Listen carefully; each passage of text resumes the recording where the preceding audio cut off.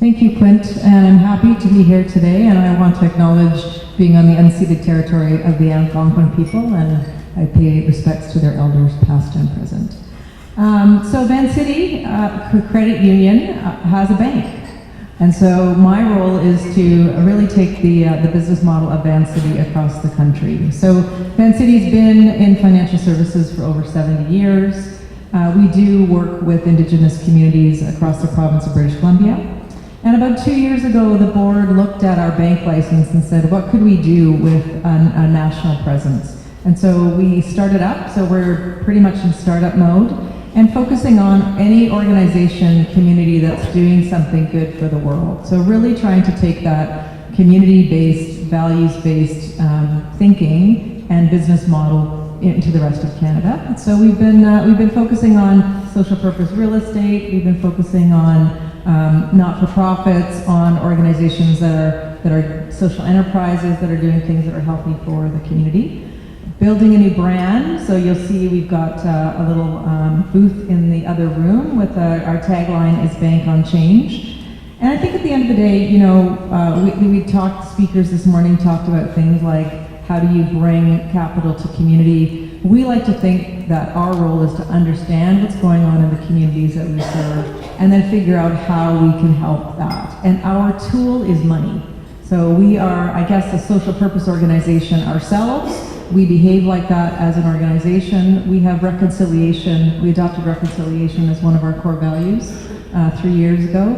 And so we're really trying to make sure that the tool of finance gets put into the hands of communities and people who really need it. So that's what we're here to do. Tremendous, thank you very much. One thing I definitely want to say when it comes to Van City, it was pretty incredible. I was the former interim board member for the National Council for Reconciliation. And as everyone knows, you do have a call to action, number 92, which is a focus on engaging the business community. And Van City was one of those few corporate organizations, I would like to call it, that actually came up very early and provided that vocal public support of the Truth and Reconciliation work and report.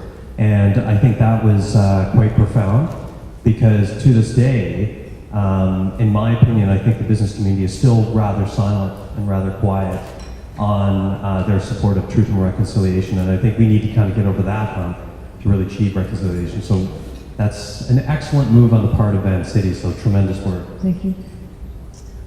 So Mark, I'm going to give a little bit of a background on Mark Sylvester, President of NATOA, the National Aboriginal Trust Officers Association. Mark became one of the 3 founding members of NATOA and is currently serving as its president. NATOA is a charitable organization dedicated to providing knowledge on trusts and investment for Indigenous communities. Mark is also currently the general manager of the Mississaugas of New Credit First Nation Community Trust. And he's been doing that since 1999. He's Mohawk, resides in the 6 nations of the Grand River First Nation with his wife and 2 sons. He volunteers, I gotta say this is pretty cool, volunteers his time coaching his sons in basketball and soccer, as well as serves as an assistant coach with the McKinnon Park Secondary School Blue Devil football team in Caledonia, Ontario. Very athletic kind of guy. Look at this guy here. So Mark, tell us a little bit about NATOA. Thanks, Clint. I was going to go through that, but generally I was going to say I have 2 jobs, but I think I have a few more than that.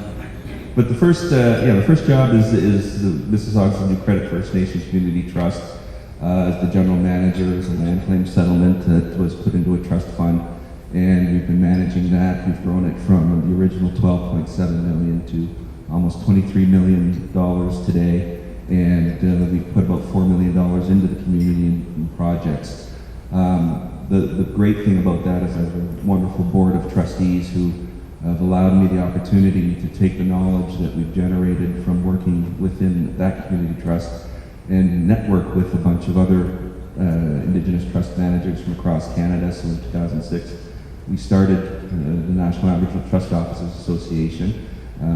Like NACA, we're an umbrella group that provides training and capacity building for Indigenous communities. When a trust fund is something that looks like it's going to be on the horizon. So Generally, what we found was that communities were reinventing the wheel every time land claim settlement or some sort of settlement was happening where a large amount of money was coming into the community, and trying to assist communities in just understanding what the marketplace was, what types of investment firms you should be dealing with, what types of legal and accounting you should be dealing with, because in this area it's very specialized.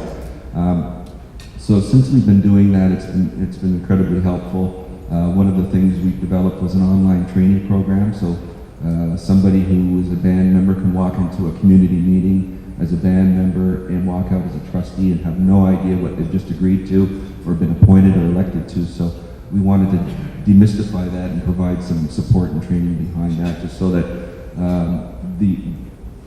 the asset that they're managing on behalf of their community is managed in a responsible manner.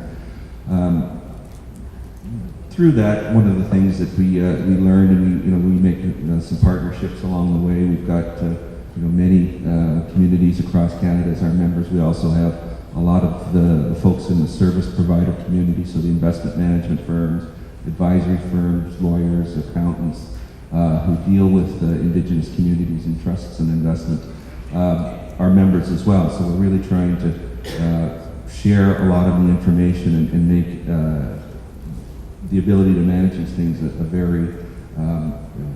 very successful thing for each community. One of the things that and we'll probably go on into it a little bit later, but one of the projects that we're working on based on the experience that we've developed over the years is what we've partnered with an organization called Share Canada. And Share Canada is an organization that works with pension funds and high net worth investors and really focuses in on their shareholder advocacy and rights and abilities. So that's something that we are really opening our eyes to at this time. So we started what we called, in response to the Truth and Reconciliation Commission report, we call it the Reconciliation and Responsible Investment Initiative. And the first part of the initiative is to assist communities in developing investment policies so that they can invest their monies in a way that is consistent with their traditions and their culture. So instead of hiring a non-Indigenous firm to invest your money and utilize their values and abilities to generate revenue, you're really trying to better communicate your values, because your money should be a reflection of the values that your community has. And you don't want to necessarily be investing in a company that is doing harm in your communities. So through that, that's one of the initial focuses. The other part is to assist non-Indigenous investors, so the pension funds and foundations, work with them to provide them some information on investing in a way that's consistent with reconciliation. And we talk about reconciliation a lot, and I think for non-Indigenous peoples, it's, well, I'd love to do that, but how do I do that? So what we're trying to do is just provide them some steps on how they can actually do it if we're just talking about with their money and stuff like that. So the other thing I'd just like to mention too, along with NACA and the CCAB and the First Nation Major Projects Coalition, NATOA is supporting the Indigenomics Institute in their call for the $100 billion Indigenous Economy Challenge. And I think with all the work we're all doing here today, I think we're all playing a part in that. So I think it's quite an important initiative, and I think everything we do and talk about today and tomorrow, and then we go back to our jobs, we're working towards that. So I think that's a benefit for all Canadians. Thanks, Mark. How many of you have heard of NATOA? Just put up your hands. It has remarkable brand recognition, obviously. To put it in context, and when we talk about Indigenous trusts, and obviously trusts are being created on a regular basis through the resolution of land claims, either comprehensive or spec, as well as through impact benefit agreements and revenue stream coming from resource development.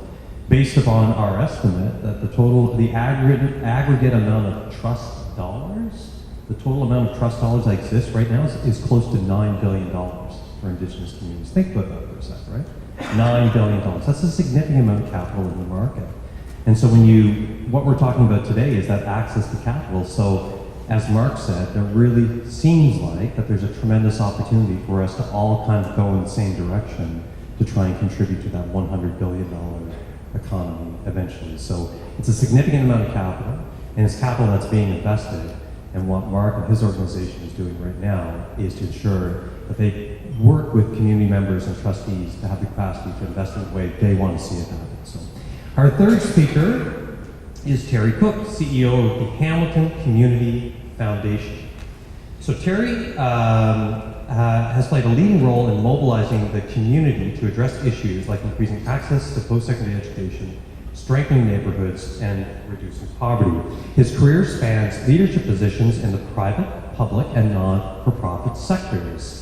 In terms of recognition of his community service, he has been a Paul Harris Fellow and a 2-time recipient of the Queen's Jubilee Medal. And being from Hamilton, I think he's a big football fan because him and Mark have been hitting it off, talking about football for the last 20 minutes. So with that, Terry. Thank you, Clint. I am feeling a little neglected as an athlete. You didn't mention that I'm also the world's slowest and fattest marathon runner. So I get one quick digression because I always like to tell an athletic story. And I am honored to be here at an extraordinary time in terms of Indigenous entrepreneurship in this country, and I too want to pay tribute to the lands on which we gather in the Algonquin people. I am a slow marathon runner. My favorite marathon is Marine Corps Marathon in DC, which I ran on my 40th and 50th birthday, and God willing, I turn 60 next year. I'm hoping I can do it in each of 3 generations of my life. Last time I ran it, give you a picture, you run in the Capitol, run across the bridge, pass all the monuments in the White House, and then finish at the Iwo Jima Monument. I was having a great day in DC. About mile 22, I pull off into the aid station, which is populated and serviced by the U.S. Marine Corps, and a cute young female Marine hands me a popsicle stick with some goop on the end of it, and without thinking, I take it, swallow it with a single gulp, and her eyes get a little big, and she said, "Sir, that was Vaseline for the chafing." Can't make this stuff up, right? So, thankfully for me, on the next corner, the frat boys from Georgetown were handing out Dixie cups full of draft beer. I hammered one of those back, finished the marathon without further disturbance, and she crossed the finish line. The uniformed Marine takes the chip off your shoe and gets up and salutes you, which brings tears to your eyes. But the moral of the story is don't swallow everything that people hand you, including the panelists speaking on this distinguished trip today. So I run a community foundation. We're 65 years old, a couple $100 million in assets. I think a proud tradition of leadership in social justice. Before that, by the way, I ran a private sector family-owned business. So I have a kindred spirit with the entrepreneurs in the room. A company called Fox 40, based in Hamilton, make the whistles for the NBA, the NFL, the NHL. Great entrepreneur success story in the Canadian context. But why am I here as a community foundation CEO? The answer is we had a challenge about 8 or 9 years ago by a remarkable Canadian entrepreneur by the name of Bill Young, whose family were good enough to leave us the largest charitable gift in Canadian history at the time. And he said this to our board. He said, you know, it's great what you do with 4.5% of your assets. You grant $9 or $10 million a year to worthwhile charities in Hamilton. What are you doing with the other 96.5%? And the answer was we were doing what endowments traditionally do, which is invest in the public markets, not be particularly concerned with what those investments did or whether or not they were compatible with our values, our mission, and our desire to do good both in our community and across the country. And we set off on a journey thereafter to become a leading impact investor across the country. What have we done? We've set out a landscape that stretches from affordable housing to renewable energy to infrastructure to the arts, and become a major lender and investor in projects not only in Hamilton, and we'd like to do more in our home community because we are place-based, but in things right across the country. We also happen to share a deep commitment to reconciliation and have done a couple of outstanding projects, one affordable housing, one an Indigenous Health Center project that we're working on in our home community, but we're also looking across the country presently at a fish farm in Atlantic Canada and at the Raven Fund, which I think you guys have invested in. So our view is that over time, our commitment and our resolve is to have 20% of our assets, and we are growing in direct impact by 2020. That's going to be $40 or $50 million. We've done about 35 investments to date. Touch wood, none of them have gone sideways. If you look at the scale of our movement, 191 community foundations and probably at least that many private foundations across the country, we're somewhere between $4 and $5 billion in assets and growing, and with a greater focus on leveraging our assets to do good across the country. Do I think we're a value-aligned partner and a potential source for more capital for the great work that you folks do as intermediaries with Indigenous entrepreneurs? I absolutely do. And I think what we're here to do is to listen, to learn, and try to build the kind of partnerships that are durable and that can pay dividends to communities across the country. So thanks for having us here. Look forward to the conversation. Great. So with that, that's an introduction of all and a bit of background for all the speakers. So now I'm going to kick it off with a few questions. I'm going to start with Terry, since you just might as well pick up. So you've already deployed capital to you said about 35 different projects. At times, like the deploying of equity capital is relatively new, I think, for the Indigenous market. There's been a significant amount of debt capital going out to the market from traditional banks, et cetera, and that's been happening since probably the mid to late 90s. There's perceptions of risk in the Indigenous community as well. Some real, some fabricated, quite frankly. What are some of the considerations for yourself, or some of the discussions that you've had with, your investment committee, your CFO, et cetera, around taking into account an Indigenous opportunity for equity investment? So let me be a little bit indiscreet, because we had a pre-meeting conversation about the importance of governance and allowing organizations like ours to take risks. And the first thing you need to do is find champions on your board that are frankly not tied to a traditional mindset around investing and the usual reticence to do things that traditional financial institutions haven't done. And we specifically see ourselves as catalytic capital. So while we'll often syndicate with Vancity Credit Union, other credit unions, other foundations, we don't want to take their place. So we want to take risks perhaps that they wouldn't take, but that always starts with grounding it in relationships of trust and the depth of on-the-ground experience that folks like those in the room bring to the relationship, because we just don't have the bandwidth to get involved at a granular level and examine every placement of $50,000 or $100,000 to ensure that in fact the credit risk is commensurate and values aligned with what we're trying to achieve. So what are we looking for? Thoughtful partners with deep roots in their communities who can identify the opportunities, calibrate the risks, and then help us to take the place that will in fact try and fill the gap between traditional financial institutions and perhaps private lenders. And is this a long process, Terry? Like depending upon some of your other investments? So I would say if you had asked me that 8 years ago, I would have said, first of all, it's painful to find deal flow. There's an awful lot of priming the pump that is required in educational work and hand-holding. Today, the volume has grown exponentially. The quality of the deals is improving, and the number of good placement possibilities and the number of foundations placing capital has grown at a remarkable pace. We can turn a deal around in 6 to 8 weeks. Jan, so For you, we might even do it more quickly. So Jan, building on what Terry had been talking about, you alluded to this in your initial discussion about the commitment of Vancity. Vancity now has done some pretty remarkable deals involving Indigenous communities. Can you elaborate a bit more on what you think is the differentiator for your company when it comes to the Indigenous? I think, so Vancity Credit Union has been involved in this space, and my colleague Stuart Anderson, I think, is on a panel here tomorrow.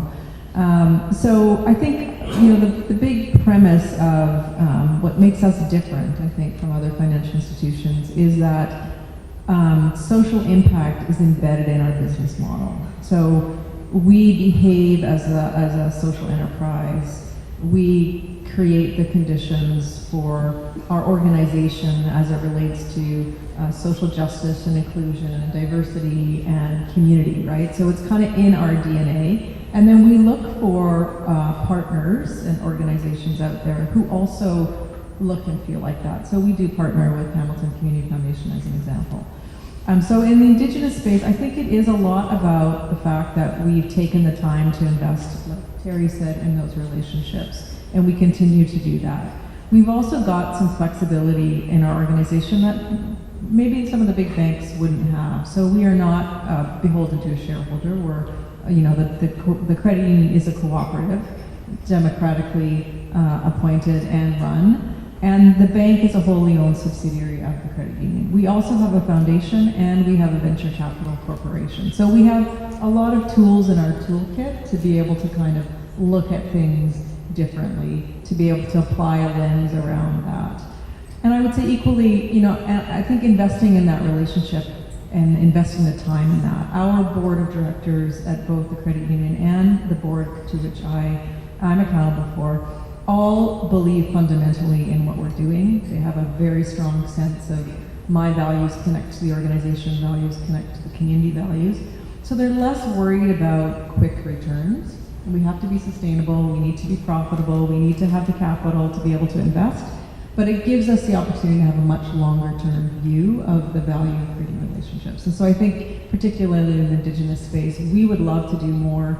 It is one of the bank's kind of 4 key areas that we want to develop more in. But we are willing to kind of do that upfront investment in the relationship, because at the end of the day, if money isn't going back into creating healthy communities, I'm not quite sure what it's there for.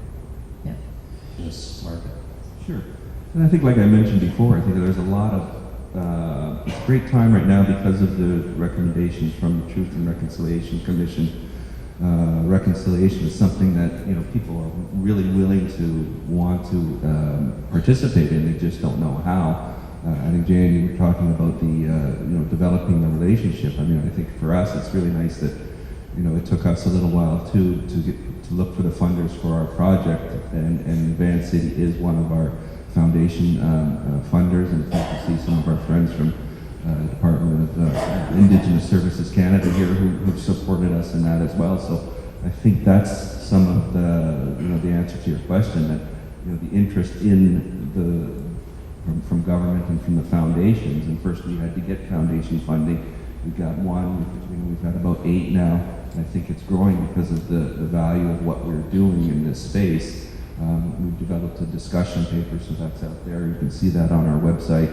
And it spurred the conversation to the point where we held, as Clint said, a workshop here last week in Ottawa, specifically for the non-Indigenous investor community, to say, here's what we're doing, and here's how your invested dollars or your interest in assisting us, or how you can operate in a way that would be beneficial to Indigenous Canada and all of Canada for sure. This is how you can do it. And ultimately, one of the products of what we're trying to develop is a roadmap for the non-Indigenous investor to invest in a way so that's consistent with the fundamentals of reconciliation. So providing some roadmaps. They want to help, and they don't know how, so let's provide that interest. For example, as we build the relationship with the foundations. We talked a little bit earlier. If you get one, then you can leverage another, because it's developing that relationship. It's providing some concrete product that you can see, you can handle, you can hold, and it is a benefit to yourself. And when it's a benefit to yourself, it's a benefit to others as well. So I think the answer really to your question is that there's a thirst for the information out there, and we're trying to fill that gap. And I think we're getting a lot of support along the way in building relationships and doing it that way. So Terry, I'm going to turn to you. The Hamilton Community Foundation is a network of community foundations of Canada, which is a network of how many organizations? 191. Okay, so and you also talked about clearly the mandate of the foundation in terms of providing grants and so on is really to help build the Hamilton community. So you're, as you said, you're a place-based organization, yet you're talking about investments in other parts of the country. How difficult was it to justify that? How was it to kind of get through that to other investors? Yeah, so this is always a source of creative tension in our movement, and I suspect, like folks in this room, you may not necessarily all agree on every subject matter. We convinced our board of a couple of things. One was that the capital that we were going to put into impact investing was not displacing our local granting. We're continuing, we'll grant $10 million to charities in Hamilton this year and growing. It was going to replace stuff that was in our publicly traded portfolios, precisely zero of which was being invested in our community. So then you ask yourself the question, if we're building affordable housing in Ottawa, as we are, or we're investing in Artscape or Habitat for Humanity in Toronto, or we're investing in an environmental energy or a renewable energy project on the West Coast, as a Canadian foundation, if that's getting us a good return and providing an environmental social benefit, is that a good or a bad thing? We came to the conclusion that that was a good thing.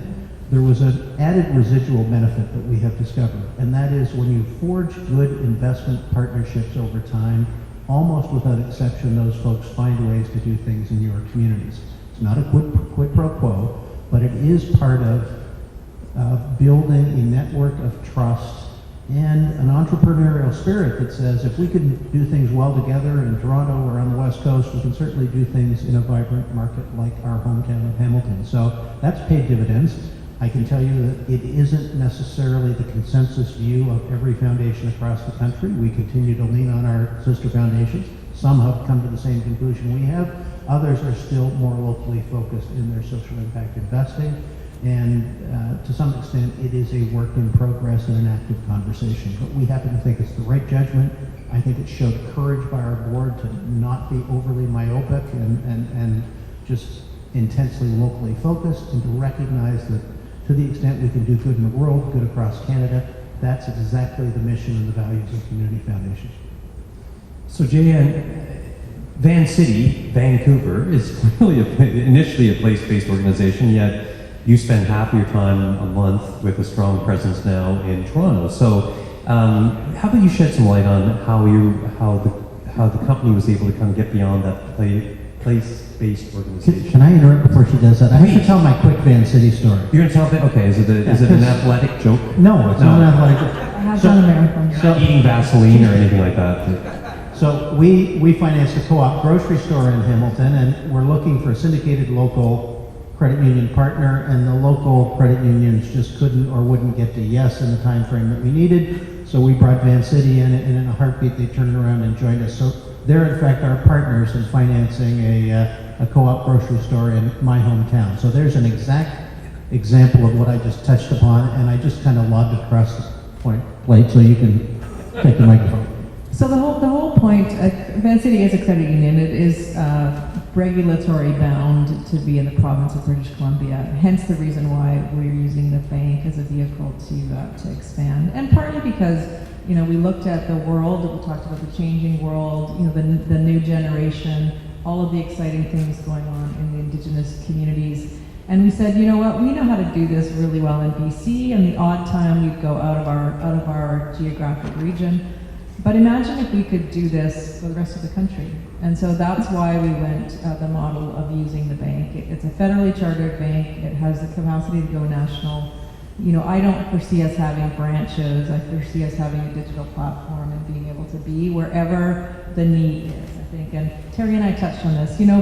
For us, it's getting the money to where the money needs to go the fastest we can, right? So we're out there actively looking for opportunities to deploy our capital and to be able to serve the communities across the country. We've kind of said, as we ventured out of our safe footprint of British Columbia and we took a bit of Vancouver to Ontario, we said we would focus kind of on the Golden Horseshoe, all around the Great Lake, because it is the fastest growing part of Canada. But we are also dipping our toe. We've got a deal, on Fogo Island in Newfoundland. We've got a deal, in Manitoba. So we've got things outside of that, and we do foresee that we'll be national. So the whole intention of the bank was to take the Van City work that they do, that have been grounded in that long of history, into the rest of Canada, because nobody else is really doing it the way we're doing it. There's money going into startups in Canada for sure.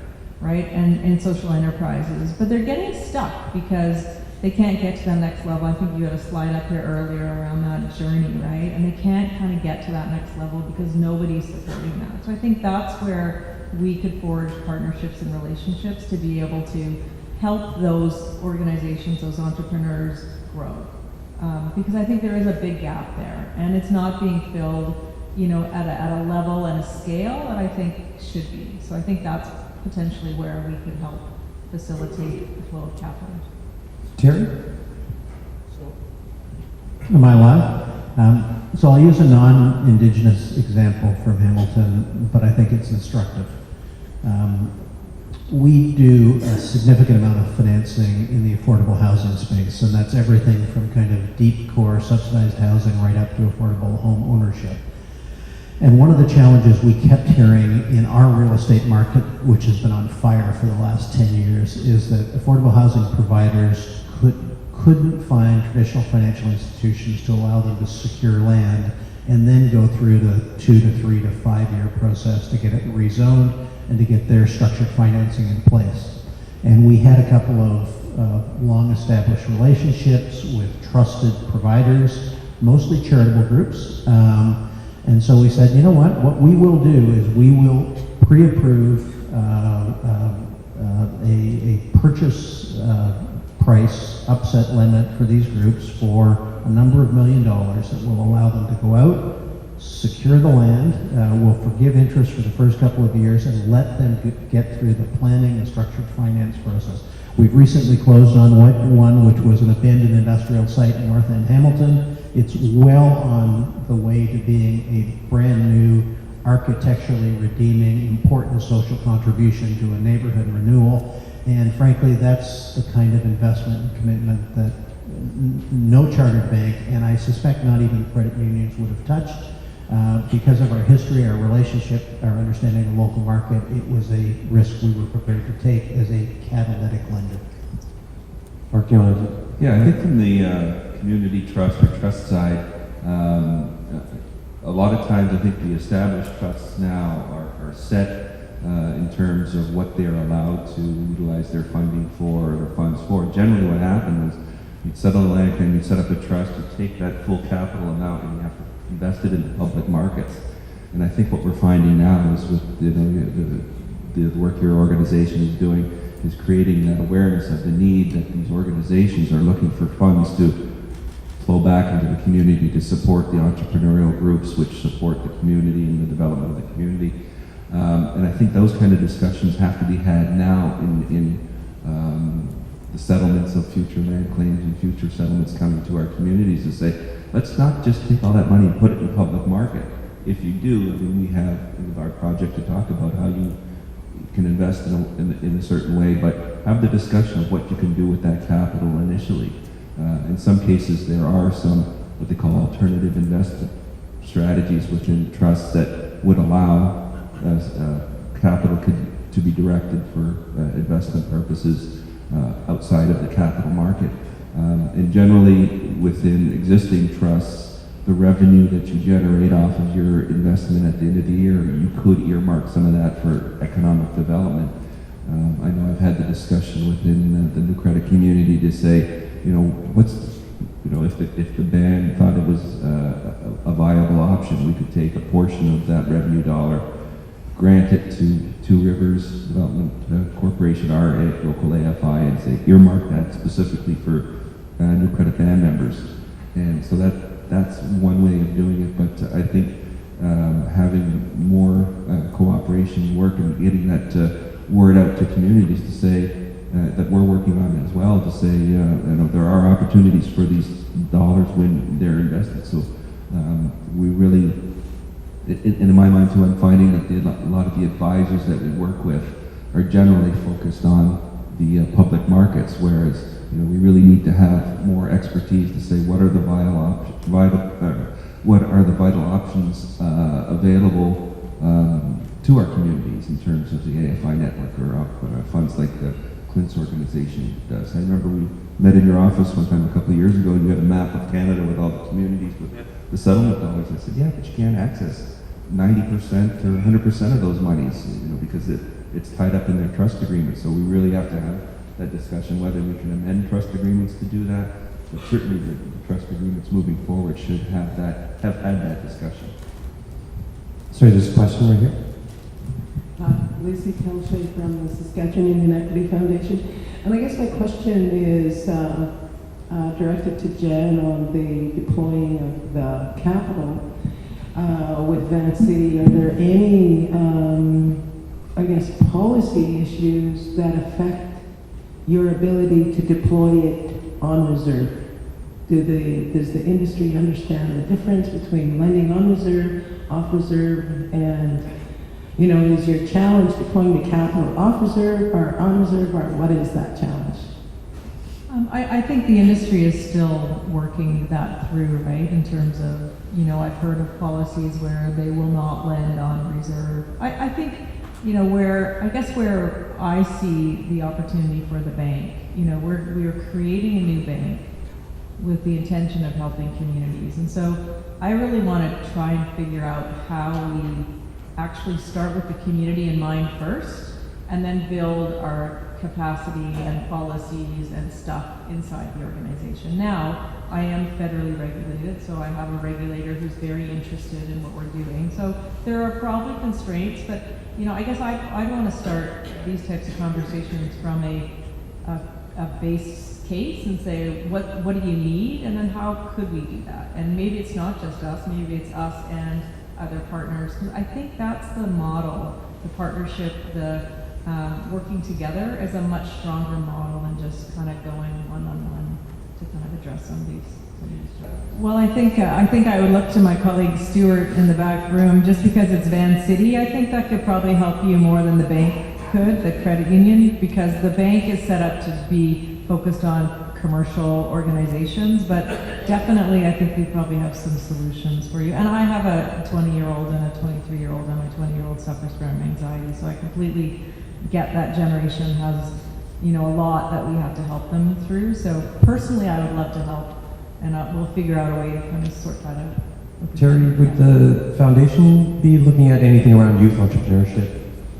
So, again, place-based. So on the programming granted side of our organization, in fact, having spent the better part of the last decade heavily focused on social and educational outcomes in low-income neighborhoods, we made a 10-year, $10 million commitment 2 years ago, starting in middle school, and the focus there is on low-income, racialized, and Indigenous kids, because we know historically they do very poorly in the public school systems. And our view is that if you're going to achieve equity over time, you've got to invest early, often, and with intention, and we have done that. Mark, do you want to? I would just say from the trust perspective, it's up to the individual trusts and communities to designate that as a priority.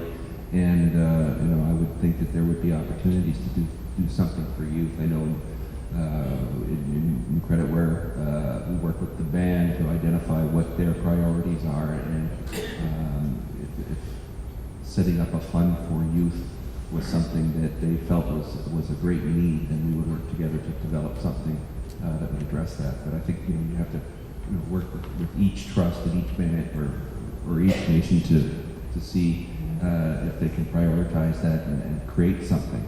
Because I think this is the nice part about our trust, is that we can create something within our community and not have to work through some sort of program funded somewhere else. Okay, thank you. Those are the types of loans we're making right now, is at that level, so it's not that it's the size, it would be based on the credit worthiness and the impact that you're providing to your community and all that kind of good stuff. So we don't finance organizations that aren't doing something with impact. So that's kind of where we draw the line, right? So, and it's okay that we're a for-profit company? Oh, yeah. Okay. Yeah. Okay, so we're actually doing deals here, so that's actually kind of interesting. So building on that, Jay, because it seems to be you're answering all the questions. So to what extent, because you said it's one of the pillars, but to what extent is the Indigenous market kind of an overall part of the strategy for Van City?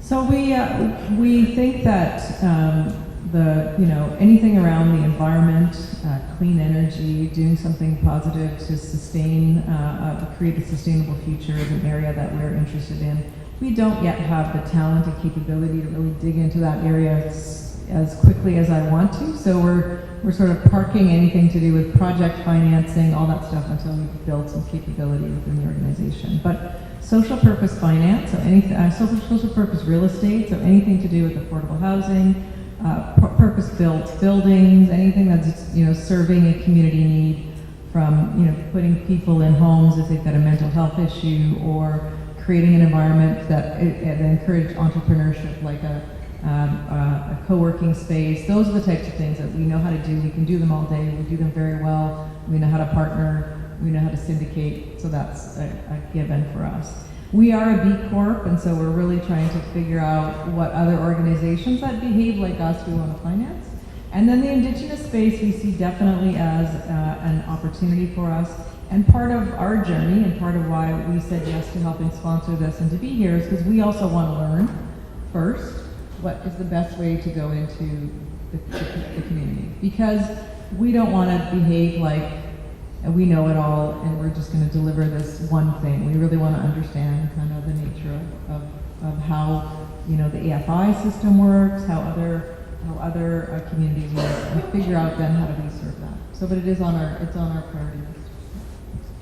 Mark, you talked about the work you're doing with Share Canada in terms of this investment for purpose. To what extent, what kind of feedback are you getting from your Indigenous trusts in terms of what they view as, again, hurdles or considerations in terms of investment for purpose? And if they bought into it, are they starting to move quickly, or are there other sort of trust agreement barriers? Well, I think they're starting to see the opportunity. Terry mentioned earlier, you have to have champions within your board to make things happen. And the initially what happens when you get a board, and the board within your community may have a very basic criteria to be a trustee. So you have to be a board, you have to be a band member, high school education, but then you're dealing with investment management people with chartered financial analyst designations, MBAs. So it's kind of an intimidating process. And I think that now we're talking about, your values are what really drive what your investments are.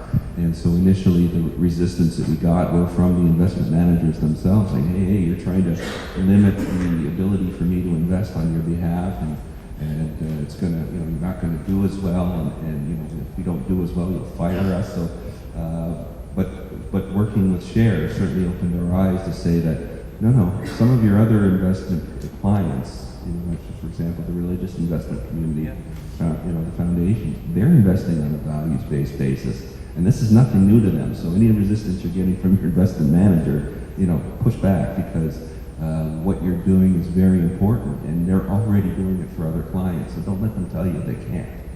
And so I think it's vitally important. I mentioned to Terry, I said, I'll know exactly when our project has hit home, when the chief comes to me and says, I want you to invest in this company because we want to go to their board table and make a difference. And I think that's starting to awaken and realize that's the power we have in this situation. So we can help companies, I'd say help companies deal with Indigenous communities, First Nations, Métis, so in an appropriate way. And if companies are resistant or don't know how to do that, then we have partners in the CCAB with their FAR program, and so we can open their eyes to deal in a better way. Because ultimately, if the companies are dealing in a way that is not consistent with trying to be open and honest and free and prior informed consent with the Indigenous communities, that's a cost to them down the road. And we're trying, this will really help them reduce costs, because if you're developing partnerships and you're opening up, if it's an extraction sort of a company, then you're dealing with the communities themselves and providing long-term benefit for them. It'll be profitable for everybody, and the costs will reduce because you've actually proactively gone out and engaged in communities in an appropriate way. Terry, you wanted to chime in? I do. So my CFO has a great saying that every investment is an impact investment, but historically, we've often not known what the impact is, and it's frequently the negative. And I think, especially when you talk about the part of your portfolio that remains in the public markets, which for us, even at 20% indirect impact, is still 80% of the assets that we own, that's potentially problematic. And one of the cautionary tales in our movement was a community foundation in the U.S. who were heavily engaged in an advocacy campaign about payday lenders and the negative impact they had on communities and neighborhoods, only to discover that through one of their financial investments, they were heavily invested in the payday lenders who were operating and frankly exploiting the community. And so we've taken the approach that we want to look up all of our assets. We want 100% of our assets aligned with our values. We don't want the reputational risk of doing things that are contrary to those values and harmful to our community. And secondly, we don't concede. And often people who I think come from a traditional finance background assume that when you're worried about social or environmental outcome that you're conceding return. I can tell you, we just had an independent evaluation done of our investment strategy and our entire portfolio by Mercer, and they came back and said not only that we hadn't conceded return in our long-term investment strategy that included our 20% by 2020 commitment, but in fact that we should meet or exceed those forecasts. So our view is this is not a charitable endeavor. We are not doing something out of the goodness of our hearts. We're investing with smart partners who have a track record and we think a reasonable expectation of meeting or outperforming the markets. And you need to understand that we are still coming at this from a very disciplined, but we think values-informed approach. Yeah, I just want to add to that in the investment side of the jobs that we do, everybody talks about the fiduciary duty being the highest standard that we have to meet as trustees or as investment managers or owing a duty to the members. But what we have to realize is we could meet our fiduciary duty by hiring the appropriate investment firm, having it invested in an appropriate way that's going to generate a revenue for us. But if it's done without our values, we are not meeting our cultural and traditional values that we owe to our community members and our ancestors. So, because you could be meeting your fiduciary duty, but you're, investing in a company that is doing harm in your community or infringing on your rights. So, that harms our ancestors and our future generations. So, we really have to strive to, meet the cultural goals that our people have put upon us as a trustee. And he essentially said, he said, my trust agreements are the corporate trustee model because I don't find the capacity in the community to manage these monies. And then he walked off and left, and I was up there next. And I said, that guy just insulted us all. He said, we're too dumb to manage our own money. And I said, I find that incredibly insulting, and I know that, he has never done any outreach to us as NATOA to educate himself on what we're doing. And I've talked to some of his clients. I said, well, what does he do to understand what the community, what the capacity in the community actually is? And they said none. So when you get this lawyer, you get this model, and that's it. So I think it's important that we get that kind of knowledge out there to say, that's not your only option. You've got tons of other options. Let's figure out what's best for your community. And, some cultural outreach for this person would have been a good idea. It kind of opened his eyes to say, there's more to it than what you've made your job so easy. Here's my prepackaged solution for you. And in my experience, it works. Well, my friend Rick Frost in Winnipeg would tell you if you've seen one community foundation, you've seen one community foundation. We're at different points on the spectrum, and obviously, as in any new initiative, there are early adopters and there are laggards. What we've seen in the last couple of years has been a remarkable groundswell in those folks who are philosophically aligned and committed to taking some of the risks that we in Edmonton and I think Ottawa would be kind of identified as the three probably national leaders in the space. We've tried to provide a service for small to mid-sized foundations by being prepared to go in and do the front end due diligence and do the legals and do all of that stuff, and then set up a syndication arrangement, often with credit unions and others, that makes it easy for them to put the toe in the water on projects that have a social impact in their own community. And oftentimes that's commensurate with their size, which in smaller communities means they usually can't bring the size of assets to the table that, you know, the Hamilton Foundation or the Edmonton Foundation or Calgary can bring. So we not only can bring capital to those deals, but we can make it much easier for smaller foundations to get started. And again, to do a quick retrospective, the first event I attended as a CEO in this space 9 years ago was the Mars Social Finance Forum, and at the time there were maybe 40 of us in the room. And last time I checked, they sell out of 700 or 800 or whatever the number is. So, I mean, to some extent it's become the flavor of the month, but I happen to think that the number of unusual suspects that have joined the movement in a real and constructive way has really added momentum to what we're trying to do collectively across the country. So not all foundations are at the same place. Some of them are still doing little or none of this stuff. I happen to think that the arc of history is moving in our direction. I think that's exactly the conversation that we need to have. I don't think there's any constraints from the board of directors of the bank. Ideally, it would be great at some point to have an Indigenous board member, and so it's on our kind of succession plan and our thinking of both the credit union and the bank. So, but I think philosophically we're aligned for sure, and I do think that it wouldn't be efficient for me to go in and try and provide financing for every single entrepreneur in your network. It would be way more efficient if I could deploy capital with maybe Hamilton Foundation or somebody right to NACA or to some organization that provides the financing out, and then we figure out how we do the due diligence. And you know, we have the regulatory requirements of how we go in and review things, and we just have to work through that stuff. But I think it's a little hill. I don't think it's a big giant wall, would be my perspective. Any other thoughts on that? It's a great question, Shannon. I was just going to say that on the board of directors nationally, share the group that we've partnered with, they did a study, and they found that less than 1% of all the corporate boards in Canada have an Indigenous board member. So their challenge was to increase that rate. We've already beaten the female board members for both the bank and the credit union. So yeah, we need to increase our diversity even more.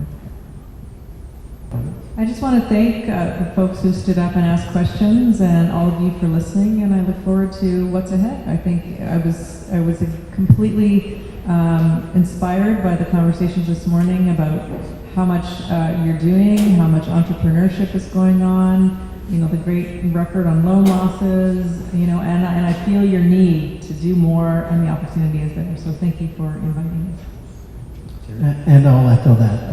I've had some great conversations one-on-one with folks who are doing extraordinary work. I would encourage you, if you haven't got a relationship with your local community foundation, to figure out a way to start to create one.